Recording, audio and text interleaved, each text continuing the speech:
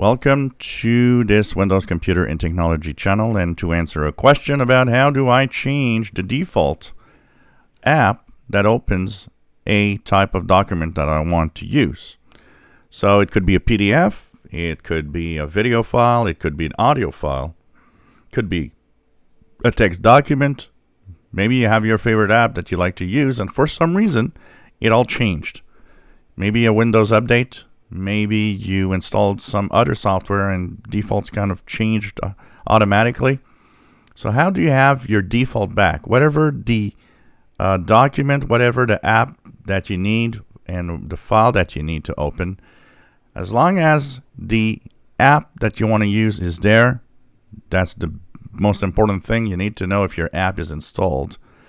Then you'll be able to change it to the default that you want. For example, I'll give an example with a video file. You go to File Explorer, I go to Videos, and I notice that when I click a video file, it opens with the Photo app. And that's not what I want. I want it to open with VLC that I have installed. How do I change that default? You don't have to go into your settings in Windows 10. Right-click the file itself. Go with Open With, and go down to choose another app.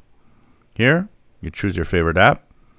Make sure to put the check mark. Always use this app to open, and you'll see your file type that you chose. In my case here, it's an MKV file. If it's a PDF, you'll be choosing whatever PDF app you want to have. It's text document, you'll choose your favorite text editor. So once you have chosen it in the list, click Always Use and click OK. You'll often see that there's a change in the icon. You'll see that it opens now with VLC like I wanted.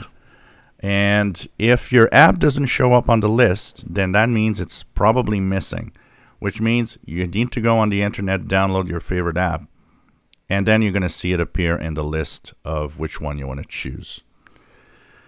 If you enjoy my videos, please subscribe, give us thumbs up, and thank you for watching my videos.